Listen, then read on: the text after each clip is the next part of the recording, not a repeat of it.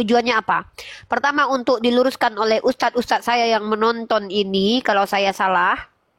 Kedua, untuk memberikan wawasan yang saya temukan untuk seluruh alam. Yang ketiga, untuk mencerdaskan oten. Yang keempat, untuk mensiarkan agama saya, Islam. Nah, itu motivasi saya. Nah, saya izinkan orang Kristen bertanya, tujuannya apa? Dakwah.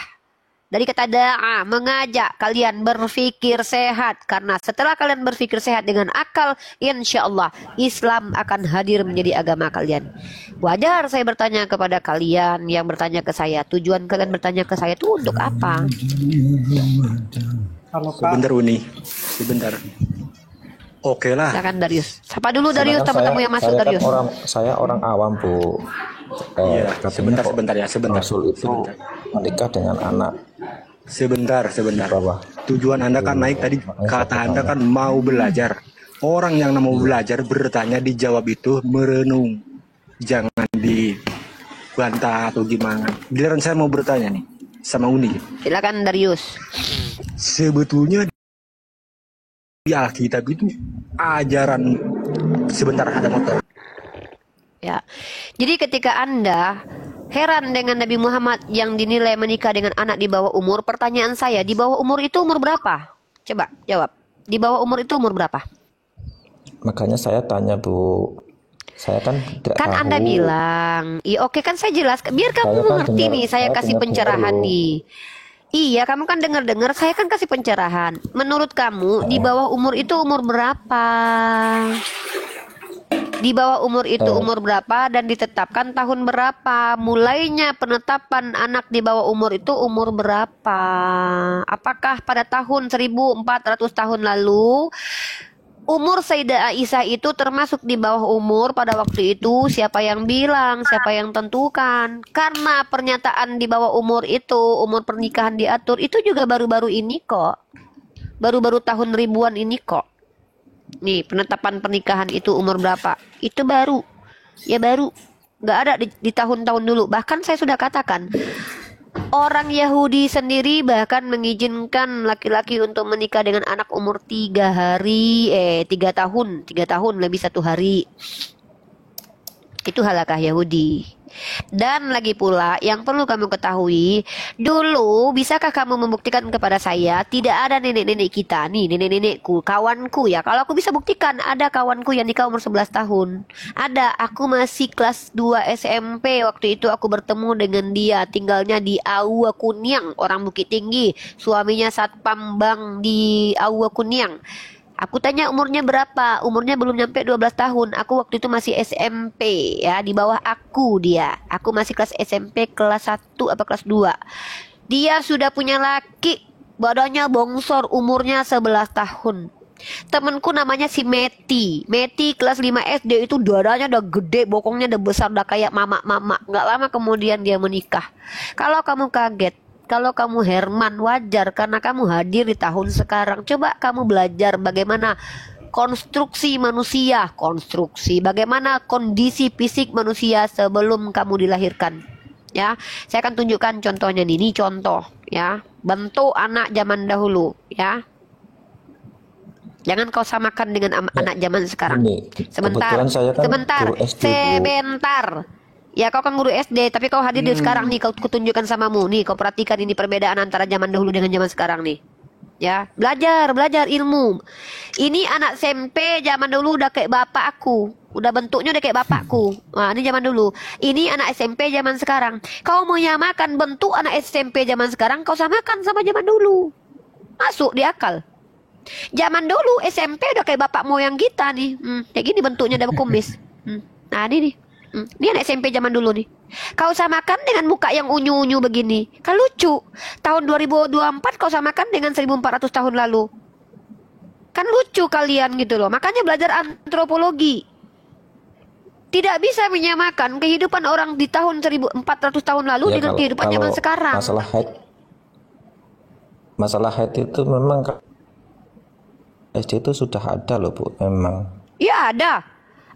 Anakku temannya dia kelas 5 sudah datang bulan. Iya. Ya betul. Kenapa masalah? Apa masalah? Jelas masalah. Pernikahan Di mereka itu, juga kan udah masih head juga digauli di mereka itu.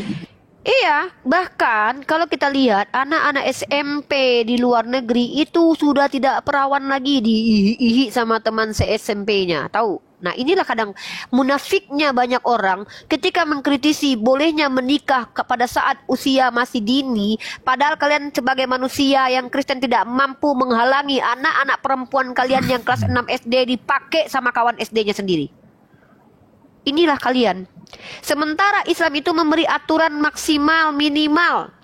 Nah, aku tanya sama kamu, oke lah. Dalam kitabmu ada tidak aturan umur berapa perempuan boleh dinikahi? Silakan dijawab.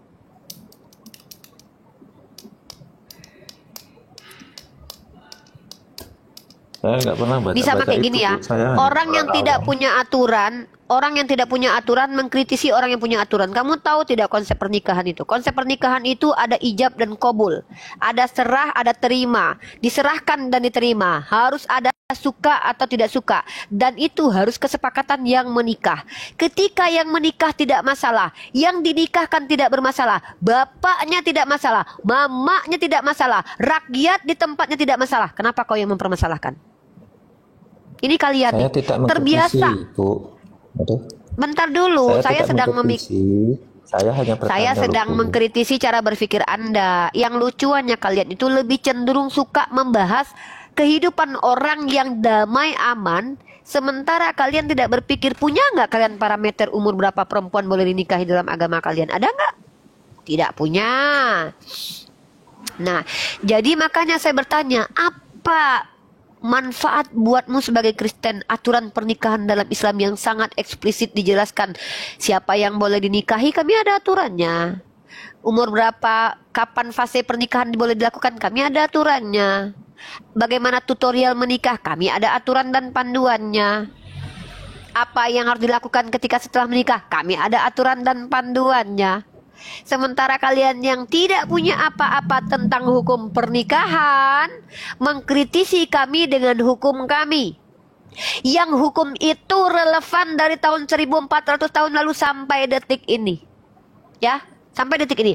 Zaman sekarang tidak boleh pernikahan dini. Iya, tapi kalian mampu tidak menghalangi banyak anak SD yang diihi-ihi sama teman SD-nya, yang hamil ketika SMP.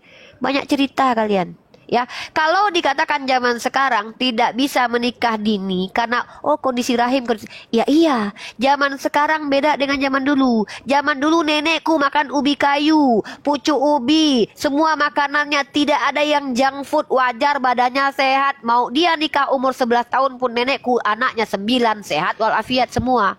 Kalian samakan dengan anak-anak kalian saat ini yang makannya junk food. Batuk sikit keluar hantu dari mulutnya. Kena AC sikit udah keluar ingusnya. Nenekku zaman dulu, jangankan berhujan-hujan 7 hari 7 malam di sawah nggak sakit. Kalian samakan keadaan body orang zaman dahulu dengan body orang zaman sekarang. Beda.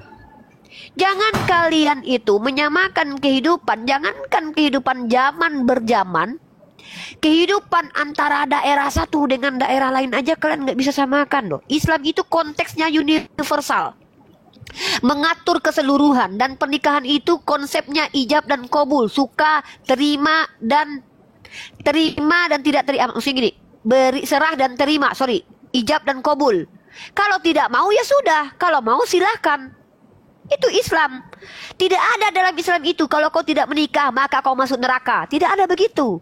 Itu kesepakatanmu. Gitu loh. Jadi lucu kalau kalian mengkritisi Islam yang memiliki hukum, sementara kalian ditanya kalian nikah ngikutin siapa? Tuhan kan nikah loh, nggak tahu ngikutin siapa. Siapa yang ngajarkan kalian pemberkatan di gereja begitu? Ada nggak Yesus ajarkan begitu? Bagaimana tutorial menikah dalam ajaran Kristen, sementara Tuhan kalian sendiri tidak menikah? Lucu kalian orang Kristen mengkritisi kami yang penuh dengan hukum. Jangankan kami hidup, mati aja kami ada hukumnya loh. Mati aja ada. Mau diletakkan di mana kapas? Mau diletakkan di lubang hidung atau di lubang mana? Mau pakai apa kami mati? Ada aturannya dalam agama kami. Kalian pakai jas tuh yang ngajarin siapa? Pakai peti tuh yang ngajarin siapa? Hah? Mati kalian berjoget-joget begitu yang ngajarin siapa? Panduan kalian dari mana? Dari mana kalian mengetahui semua tutorial ajaran di agama kalian, wahai saudaraku Kristen? Kalau kalian mengklaim pengikut Yesus, siapa, di mana, dan kapan Yesus mengajarkan apa yang kalian jalani saat sekarang ini sebagai orang Kristen? Ketika kalian mengklaim kami pengikut Kristus, bohong. Karena Yesus tidak membatalkan hukum Taurat, tapi yang membatalkan hukum Taurat Paulus. Karena Yesus bersunat, kalian tidak bersunat. Lalu kalian bilang kami pengikut Yesus. Jangan berbohong. Ya. Kalau kami Nabi Muhammad SAW, mulai dari lahir manusia sampai nanti masuk ke liang kubur, itu dicontohkan oleh nabiku Muhammad ibnu Abdullah, dan ada eksplisit ajarannya, perintahnya, larangannya, aturannya, anjurannya, pilihannya diajarkan dalam kedua sumber kami, Al-Quran dan hadis. Kami jelas. Rifa ngikutin siapa? Muhammad ibnu Abdullah. Apa agama Muhammad ibnu Abdullah? Islam. Rifa agamanya apa? Islam. Yesus agamanya apa? Enggak tahu. Kalian agamanya apa? Kristen. Jadi agamamu dan Yesus tidak sama. Yesus itu Islam tidak. Kalau kita lihat esensi ketika dia berkata, aku tidak dapat berbuat apa-apa dari diriku sendiri, aku mengikuti semua kehendak Bapa. Itu esensi dari Aslam. Patuh dan tunduk kepada Sang Pencipta. Itu Aslam. Nah gitu. Itulah yang lucunya kalian ini. Makanya diskusi sama saya itu harus ada manfaat. Kalau tidak ada manfaat nggak usah buang waktu gitu. Siapa lagi? Publik. Halo. Halo Kak, saya mau Ya, menanggapi oke, penjelasannya. Terima kasih. Saya turun. Assalamualaikum. Siap. Alaikum. Kak. Lord, ini, hai. Ini saya mau menanggapi yang mana? Menanggapi yang mana? Aisyah pernah berkata, Aisyah tidak melihat Tuhannya Muhammad kecuali sigap menuruti keinginan Muhammad. Itu ada Terus? di Bukhari. Iya, karena dia nabi. Terus masalahnya apa? Kalau nabi diikuti, yang tidak diterima itu adalah kalau Tuhan sudah meminta kepada bapaknya nggak diikuti. Itu aku nggak bisa terima. Kalau nabiku diikuti semua permohonannya, ya itu wajar karena dia adalah orang pilihan. Lagi pula kehendaknya tidak ada yang buruk kok. Ada dia kutuk kau jadi batu, nggak ada kok. Kalau dia kutuk kau jadi batu diikuti oleh Tuhanku, baru jahat Tuhanku. Nah masalahnya ketika Tuhanmu meminta kepada bapaknya, ya bapak, ampunilah mereka. Mereka tidak tahu yang mereka lakukan. Pertanyaanku, diikuti nggak sama bapaknya itu permintaan anaknya? Tapi kan pertanyaan saya ini kan ya Muhammad. Tapi saya sudah jawab. Nabi saya ini kan namanya Nabi, kesayangan Tuhan, makhluk yang paling dicintai Allah, manusia yang paling dimuliakan Allah. Bahkan ada yang bergelar kekasih Allah, Khalilullah, Kalimullah, ada yang bergelar kalam Allah. Semua dicintai. Nabi-nabi itu ya beda dengan kau, beda dengan saya. Mereka adalah orang-orang pilihan Tuhan. Kalau permintaan mereka diikuti sama Tuhan, wajar. Nah, kan Tuhan, nabiku tidak pernah meminta yang buruk, kecuali Tuhan, nabiku minta gini, kutuklah si Lot dan mama bapaknya jadi batu, diikuti sama Tuhanku baru. Tapi yang anehnya, Tuhan kau dalam perjanjian lama memberikan bini orang kepada Daud. Nah itu baru nggak masuk akal. Bini orang diberikan Tuhan kepada nabinya. Ini macam mana ini nabi? Yang kedua, yang anehnya lagi, Tuhanmu udahlah minta kepada bapaknya, dikabulkan atau tidak itu ketika dia minta kepada bapaknya, Tuhanmu? Ya bapak, ampunilah mereka. Mereka tidak tahu yang mereka lakukan. Pertanyaanku, ketika anak Tuhan meminta kepada Tuhan, dikabulkan nggak? Kalau nggak dikabulkan berarti lebih hebat nabiku. Lebih dimuliakan nabiku sama Tuhan ya. Nabiku bukan anak Tuhan loh, manusia biasa loh ya, yang diangkat menjadi rasul. Dikabulkan permintaannya. Pertanyaannya, Tuhanmu yang adalah Tuhan, anak kandung dari Tuhanmu itu, ketika meminta kepada bapaknya, ya bapak, ampunilah mereka. Mereka tidak tahu yang mereka lakukan. Dikabulkan nggak sama bapaknya? Jawab. ya kalau minta berdoa itu kan tidak secara langsung terwujud gitu Kak. Oh, bilang dong. Kalau gitu pantas kami nggak jadi Kristen ya. Karena Yesus aja berdoa belum tentu dikabulkan ya. Terwujud gitu. Oh, berarti begitu ya. Berarti Tuhanmu kalau minta sama bapaknya belum tentu dikabulkan ya. Wow, bahaya kalau minta sama Yesus ya teman-teman. Saranku buat kalian Kristen, kurang-kurangilah berdoa kepada Yesus. Karena menurut si Lord Hai, berdoa kepada Yesus belum tentu dikabulkan. Kenapa? Yesus saja berdoa kepada Bapaknya belum tentu dikabulkan. Ngapain kalian berdoa kepada Yesus? Minta sama Bapaknya aja lah langsung, ya. Ngapain kalian berdoa kepada Yesus? Yesus saja berdoa belum tentu dikabulkan kok. Ya kan Lord? Gitu kan Lord? Benar nggak Lord? Apa sih Martin? Si Lord yang bilang. Si Lord yang bilang tadi, kan aku, kenapa sih kalian Kristen kok begini sih kalian? Aku tersakiti loh. Satu-satu dong kalau ngomong, aku perempuan, jangan dikeroyok di rumku sendiri, jangan dikeroyok kami di rum kami loh. Masa aku dikeroyok sama dua laki-laki durjana ini di rum kami umat Islam? Nih, masa aku sebagai umat Islam di komalku sendiri, kami mayoritas, kami dikeroyok minoritas. Nih pertanyaan terakhir saja lah. Pertanyaan terakhir. Kalau bisa Martin, itu lagi ngomong kawanmu. Bentar, siapa Pak Jokowi penulis nelpon dulu. Al-Quran? Dan di mana ayatnya?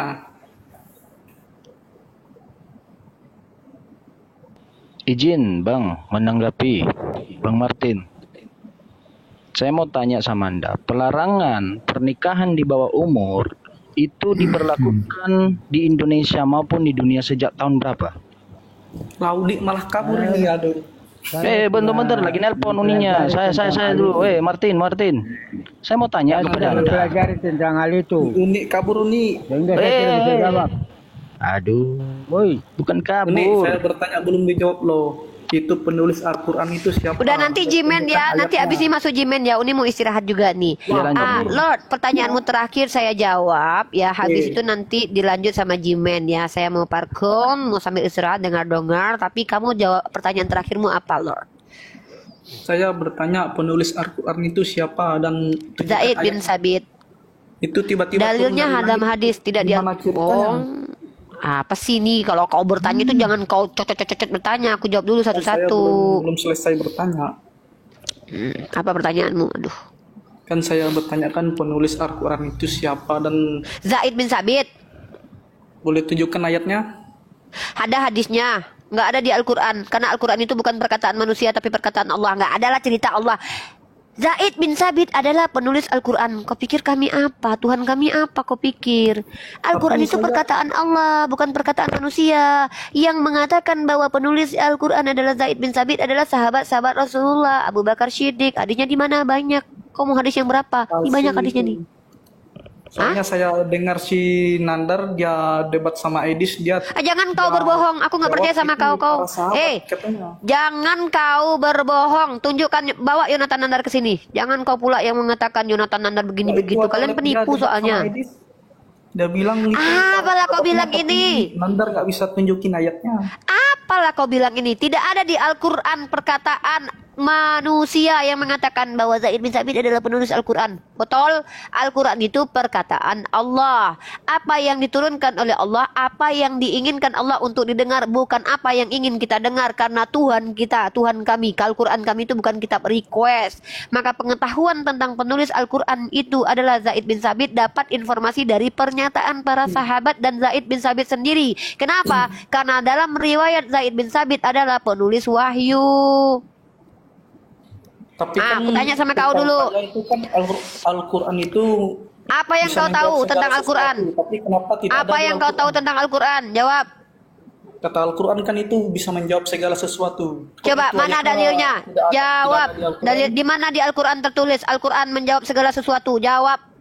Kamu itu tahu cuman kamu Penipu. Mana Al-Quran yang mengatakan? Dalilnya Al-Quran mana bahwa Al-Quran menjawab segala sesuatu? Mana?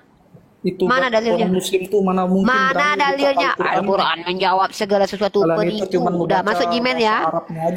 Inilah kenapa kau tersesat, Lord Hayabusa. Pertama, kau bicara nggak bawa data. Yang kedua, kau tidak mendengarkan. Yang ketiga, kau tidak berakal. Yang keempat, kau makan babi. Makanya berhentilah makan B2. Yang kelima, kau nggak bisa bedakan mana Tuhan mana manusia. Itulah kenapa kau sesat sampai sekarang.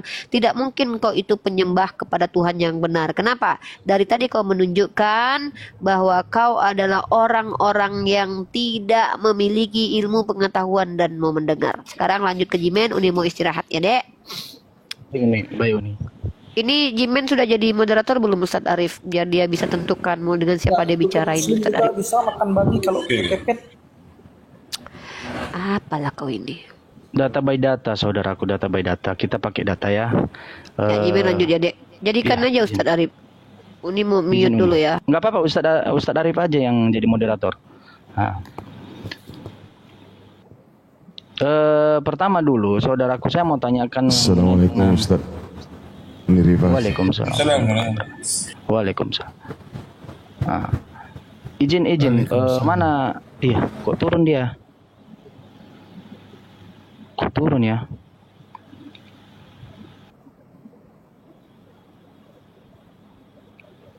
Turunnya dia Ustadz ya? Mau istirahat bang. Kabur. Gak ada yang ngurusin, gak ada.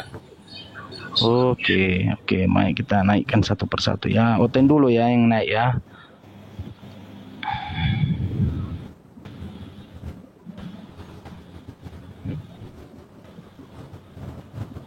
Ya.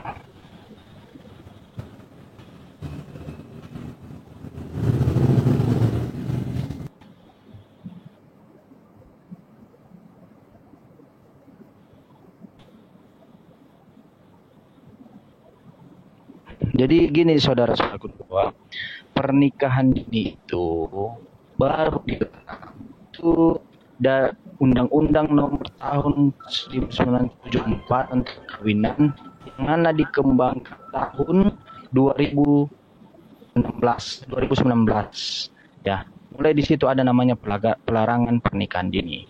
Sebelumnya saudara-saudaraku, perkawinan atau pernikahan dini itu di bawah umur, bahkan di daerah saya ini umur 5 hari atau baru lahir pun itu sudah tunangan.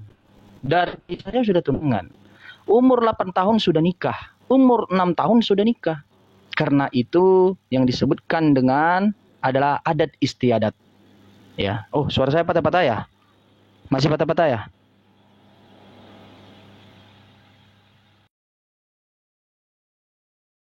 Ya, izin. Iya. Cuman masih kedengeran kok. Mungkin Masih jaringannya kedengeran, Bang Jimin. Iya, kedengeran. Ya. Jadi pelarangan pernikahan dini itu tahun 2019 baru diresmikan. Ya. 2019, di mana pernikahan 2019 itu di dalamnya ada Undang-Undang Nomor 1 Tahun 74 tentang perkawinan yang di mana selanjutnya disebut UUAP telah diubah menjadi Nomor 16 Tahun 2019 tentang perubahan atas Undang-Undang Nomor 1 Tahun 74, di mana perkawinan atau pernikahan dini itu mulai diberlakukan. Jadi saudaraku, baru-baru tahun ini pernikahan dini itu dilarang. Tahun-tahun sebelumnya sampai abad-abad pertama itu tidak ada pelarangan. Ya, ada beberapa ayat di mana bisa mencerahkan otak kita bahwa membuktikan pelarangan itu tidak ada. Ulangan 22 ayat 28, jika seorang laki-laki menemukan seorang gadis perawan yang belum bertunangan lalu menangkapnya dan tidur dengannya sehingga mereka ketahuan. Itu tidak ada. Asalkan dia perawan, tidak ada batasan. Ya. Maleakhi 2 ayat 14, tetapi kamu bertanya apa sebabnya, karena Tuhan telah menjadi saksi antara engkau dan istri masa mudamu yang terhadapnya engkau telah berkhianat, padahal ia adalah teman dan istri karena perjanjian. Di dalam Greeknya itu gadis yang dimaksud itu tidak ditentukan umur. Bahkan di Kejadian 34 ayat 12, mintalah kepadaku berapapun uang mahar dan hadiah maka aku akan memberikan sesuai dengan kekuatan kepadamu, tetapi pernikahan gadis itu kepadaku sebagai istri. Jadi pelarangan di dalam Bible juga tidak ada, saudaraku. Contohnya di daerah saya itu Nias. Ya, daerah Nias sana itu baru lahir sekalipun itu sudah tunangan. Ditunangankan. Umur 7 tahun, 12 tahun itu sudah dinikahkan di daerah saya. Sebelum ada pelarangan di Indonesia pernikahan dini. Ya, sudah dilarang.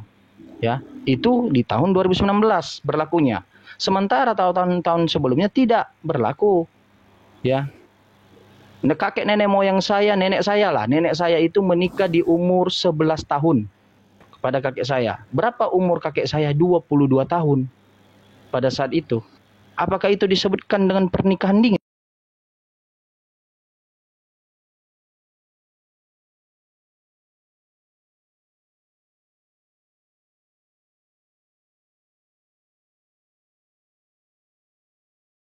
Ditanggapi, dijelaskan Unirifa. Lalu kami bertanya kemudian, ya, di dalam Bible di mana ada batasan pernikahan di bawah umur atau di atas umurnya, kapan bisa menikah seorang gadis itu? Nah, ada nggak ayatnya di dalam Bible? Ada nggak aturannya? Sebab saudaraku, sebagai perbandingan, pelarangan pernikahan dini itu baru berlaku diterbitkan tahun 2019, disahkan oleh Undang-Undang Indonesia. Ya. Berarti tahun sebelum-sebelumnya itu adalah sah-sah saja. Tidak menjadi pelarangan. Pertanyaannya, bagaimana Anda bisa membuat standarisasi aturan sekarang sementara kejadian peristiwa itu berlaku di tahun yang lalu? Nah, ada dua itu. Pertanyaan saya, tolong dijawab. Di mana datanya di dalam Bible? Di dalam perjanjian baru, Bang, ya, ada kan 10 hukum Taurat. Walaupun 10 hukum Taurat, kita sebagai manusia diberi Tuhan berakal dan pikiran, di situ udah banyak pengertiannya, Bang. Udah dijelaskan di situ semua. Bahkan menginginkan istri orang nggak boleh, mencuri nggak boleh, berbohong nggak boleh.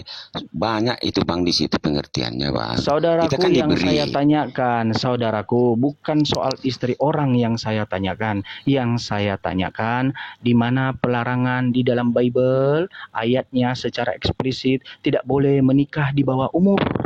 Bukan masalah istri orang, bukan masalah hukum Taurat. Kalau ada di hukum Taurat, di mana ayatnya menjelaskan bahwa tidak boleh menikah di bawah umur? Oke, sebentar ya, saya cari ya. Nah, ini kan bingung kalian yang bertanya kepada kami. Ketika kami tanya balik dengan hal dan premis kalimat yang sama, kalian tidak bisa jawab. Masih cari-cari. Jadi selama ini kalian tidak baca Bible. Membuktikan bahwa iman kalian itu hanya sampai di mulut, bukan sampai di akal, bukan sampai di hati.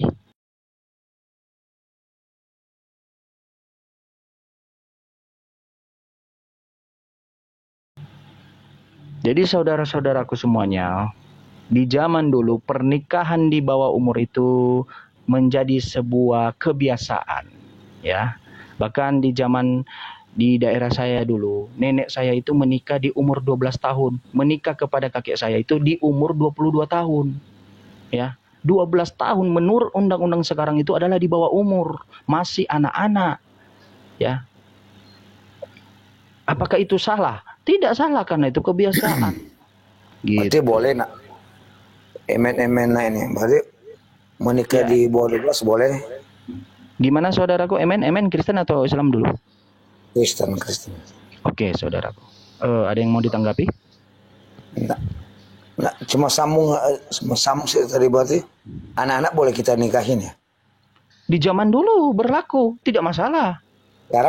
Sekarang berlaku lagi? Sekarang tidak berlaku. Pertanyaannya. Berarti syariat Islam berlaku saja buat kamu, boleh nggak? Gimana? Gimana kalau kita lakukan syariat Islam boleh berlaku sekarang? Syariat Islam berlaku sekarang karena itu berlaku sampai selama-lamanya. Itu adalah hukum Tuhan.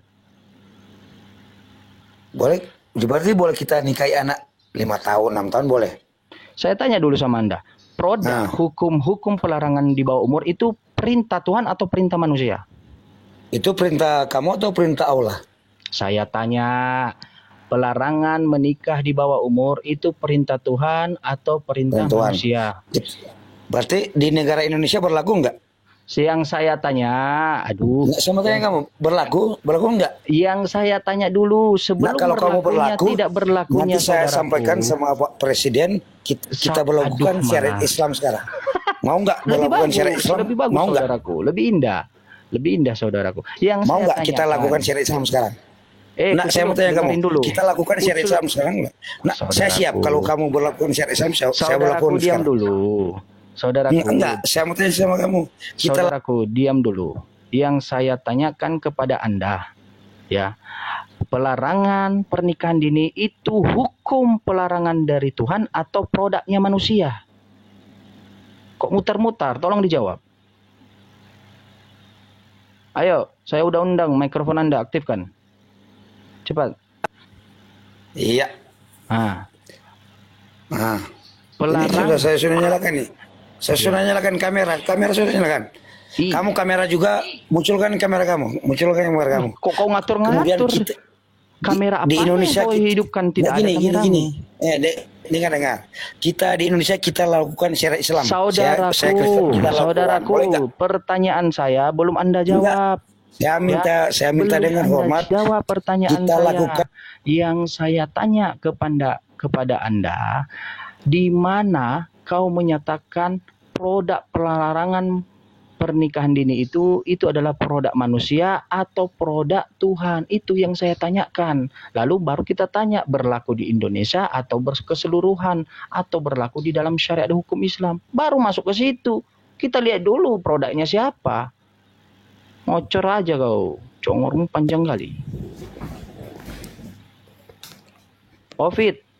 Yes. Ovid. Ya. Ya, kenapa? Tadi menyimak atau tidak? Ya, pelarangan menikah di aturan pelarangan pernikahan itu kan di Indonesia yang sejak masa muda. Iya, yang saya tanyakan, produk pelarangan menikah di bawah umur itu produknya Tuhan atau produknya manusia? Produk manusia. Oke, produk manusia itu pelarangan menikah dini itu berlaku sejak kapan? Sejak abad 1. Di mana datanya saudaraku sejak abad 1? Abad 1 Di mana datanya? Ini ya, tak saya sabar ya. Ya. Saya tunjukkan dia. Benar. Saya ada waktu terus nih.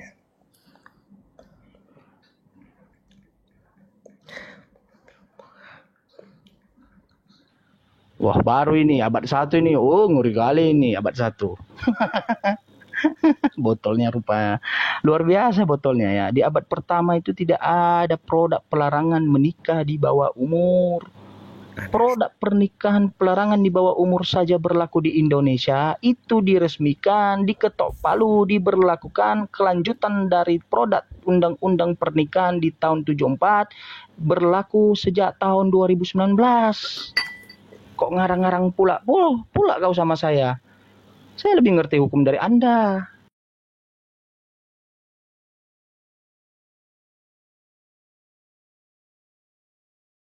Yang dibuat oleh manusia. Pertanyaannya, di abad pertama yang dibuat oleh manusia pelarangan menikah di bawah umur, di mana tertulis datanya?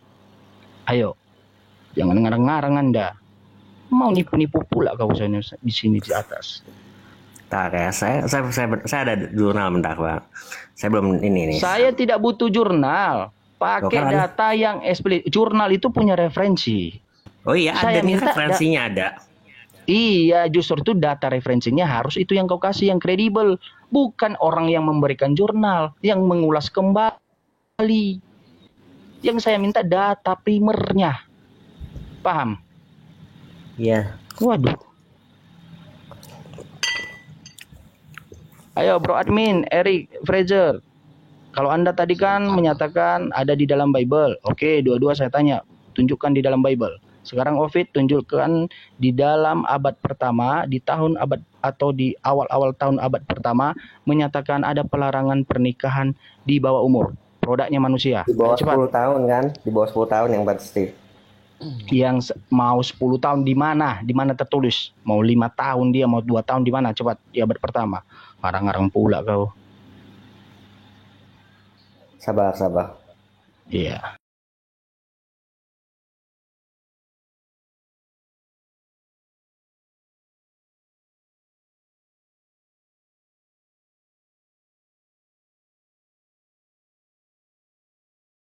Saudaraku. Saya ikut syariat Islam.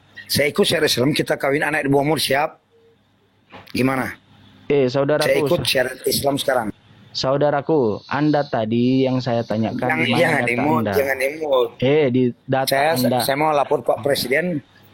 Data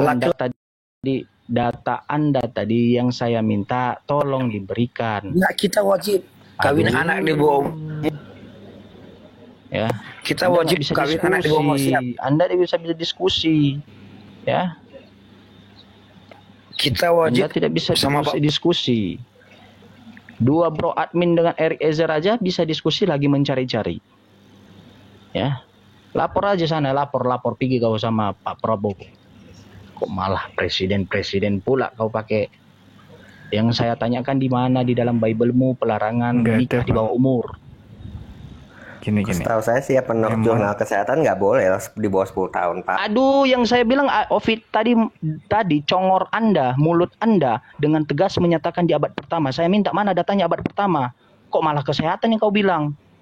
Anda kau ini. Itu salah satunya dan saya tahu tuh. Enggak, yang saya minta berikan data yang barusan Anda sampaikan. Jangan nipu-nipu. Kebohongan, Ovid. Anda belajar kuliah, Anda SD, SMP, SMA, kuliah. Anda diajarkan tidak boleh berbohong karena itu melanggar moralitas Anda sebagai manusia. Sebagai Anda adalah umat jemaat rohani. Yang pertanyaan saya, di mana tertulis di abad pertama? Jangan lari-lari. Sabar. Kok ngarang-ngarang Anda pula. Sabar, makanya kalau sabar cari dulu baru ngomong. Oh, itu ada sebenarnya udah pernah saya share kok teman-teman. Justru itu cari dulu, nggak usah dulu ngomong. Ya, sama kayak kentut saudaraku. Keluar dulu tidak ada isinya, ampas, angin. Ya. Cari dulu, Ovid, cari, baru ngomong. Ya. Bro admin, apa tadi saudaraku? Iya, kalau ini ketemu nih. Enggak, kalau dari catatan Alkitab itu memang enggak ada. Oke. Kalaupun dari perjanjian lama itu batasan paling muda itu 12 tahun sudah dianggap gadis. Di mana 12 tahun di ulangan. Di ulangan. Iya betul 12 tahun. Oke, ya, berarti minimal 12 tahun lah. Iya, keterangannya di dalam Bible di ulangan itu Bro admin menjelaskan 12 tahun itu ketika wanita sudah mempunyai bulu kemaluan dan ada tonjolan dadanya, baru disebutkan dewasa di zaman dulu. Ya. Kalau ada anak di zaman dulu umurnya 9 tahun 8 tahun, 7 tahun, sudah berbulu kemaluannya, sudah ada tonjolan di dadanya, itu sudah disebutkan dewasa. Itu standar tolak ukur mereka, menyebutkan gadis itu bisa menikah. Berarti pelarangan menikahi dini yang dimana di bawah 19 tahun, itu masih berlaku, baru berlaku di zaman sekarang, bukan di zaman dulu. Pertanyaannya, Diam dulu, Ovid. Iya, satu persatu, Ovid. Ya, kita bukan bagi sembako. Ya, rame-rame datang bagian saya satu persatu. Bro admin tadi menyikapi. Jadi jelas Bro admin menyatakan bahwa tidak ada pelarangannya. Berarti ketika tidak ada pelarangannya, karena kau adalah orang rohani, kitabmu adalah sebagai pedomanmu, maka kau pun tidak ada pelarangan menikah. Mau menikah kepada wanita di umur 8 tahun, 7 tahun pun tidak masalah. Karena tidak ada larangannya. Baru menjadi masalah ketika ada larangan, ketika ada batasan, lalu kau melanggarnya. Itu yang menjadi masalah. Itu satu poin, Bro admin sudah selesai. Ovid, mana datanya? Ya, nih jurnal nih, analisis historis komparasi data dari budaya Yahudi, Romawi, dan Yunani pada abad pertama disimpulkan bahwa usia minimal pernikahan perempuan di tiga budaya tersebut umumnya berada pada rentang 12 hingga 15 tahun. Oleh karena itu, klaim bahwa pernikahan Nabi Muhammad dengan Aisyah di bawah 10 tahun tidak sesuai dengan standar budaya Yahudi, Romawi, dan Yunani abad pertama dapat dianggap valid dan logis di level sound reasoning karena didukung oleh bukti sejarah dan argumen logis yang konsisten. Ya, saya tanya, data tersebut di mana referensinya? Data primernya kemana? Nih ya. Karena kau sebutkan itu jurnal. Jurnal ya, itu kajian, dengar dulu. Jurnal itu adalah kajian dari beberapa literasi. Nah, yang saya minta data primernya, bukan orang yang menjurnalkan. Ya. Jurnal itu sama ngulas lagi, penelitian lagi. Nah. Oxford University. Sokoman Mariak Rustic continues from the time of Cicero to the time of Hudson, Oxford University Press, Cambridge University, dan G. Herman Woman, Merrick, Rolls and Rights, Cambridge University Press, Harvard University, Cohen, Jewish Woman in Greco-Roman World, Harvard University Press, Friedman nih, Marriage Act in Judaic Tradition, Harvard Theological Review. Iya, yang saya minta data primernya, bukan ulasan yang diulas oleh kampus-kampus. Loh iya itu penting Pak, data yang diulas itu kan data primernya mana? Ovid ngerti nggak jurnal? Ya, saya mau buat jurnal. Data primer yang saya jurnalkan itu referensinya contoh di dalam Bible Lukas seperti ini. Lukas ayat 1 ayat 2 pasal 1 ayat 2. Nah, saya kembangkan itu menjadi penelitian lalu saya keluarkan menurut pendapat saya. Itu namanya jurnal, itu namanya makalah, itu namanya skripsi, itu namanya tesis. Ya, yang dimana punya otoritas kampus melakukan hak dia sebagai orang yang mempunyai wadah edukasi. Yang saya minta data berangkatnya mereka menjurnalkan itu data primernya di mana mereka ambil. Loh itu kan saya udah bilang itu data dari penelitian dari Harvard dan sebagainya itu udah cukup. Aduh, saudaraku, pernikahan di Harvard itu tidak dicontoh oleh orang Indonesia. Loh, ya. Harvard itu kan kampus top. Masa harus menyontoh orang Indonesia? Itu menurut negara dia. Tidak berlaku hukum. Diam dulu. Tidak berlaku di hukum semua aturan Harvard, kampus Harvard. Berlaku nggak di kampus UI? Saya tanyakan. UI nirunya Harvard. Teman saya S1 UI, sekarang S2-nya di Harvard. Dari mana mereka menirukan UI? UI alma maternya warna kuning, Harvard alma maternya warna apa? Cara belajarnya. Oh niru Pak, itu UI itu niru Harvard, jangan bilang nggak niru. Ovid, handphonemu bunyi itu, noise. Bukan punya saya itu. Oh ya, Ovid, ya di UI itu menggunakan bahasa Indonesia, bahasa Inggris antara mahasiswa dan dosen. Dari cara mereka belajar saja tidak sama menggunakan aturan yang mereka pakai. Yang saya tanyakan, jangan kau pakai standarisasimu dengan negara lain sementara kau tinggal di Indonesia. Loh, aturan Indonesia dengan aturan Harvard itu beda. Itu sebuah kampus. Kalau kau pergi ke UIN, aturannya berbeda. Kalau pergi kau ke sekolah teologi, aturannya berbeda. Kok lain-lain kau jawab? Loh, Anda bilang apa? Data Harvard, loh Indonesia aja ngikut Amerika kok belajar pakai produknya kayak sejak kapan Indonesia mengikuti Amerika dalam sebuah aturan apapun di Indonesia ini? Pak. Oh banyak, lu lihat dong pendidikannya Nadiem Makarim lulusannya dari Harvard Pak. Teman saya S1 ini sekarang kuliah S2-nya di Harvard. Kau tidak ada akademis, data kau pun itu tidak punya data primer. Satu itu ya Ovid ya, tidak punya data primer. Diam dulu, tidak punya data primer. Itu hanya berupa jurnal. Jurnal itu sama dengan ulasan. Jurnal itu sama dengan pendapat penafsiran seseorang sekelompok, bukan menyeluruh. Apakah jurnal itu ditaati oleh semua orang? Tidak. Ya. Maksudnya Anda mau bikin jurnal contoh mujizat Nabi? Saya pakai dulu contoh sama Anda, saudaraku. Nggak usah banyak teori, Pak.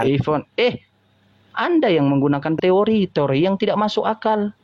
Masa UI menggunakan aturan dari Harvard? Oh iya, banyak itu, Pak. Alumni yang saya izin pamit, Ustaz Arif. Sendiri, Pak. Saudaraku semua, izin pamitnya. Assalamualaikum. Waalaikumsalam warahmatullahi wabarakatuh.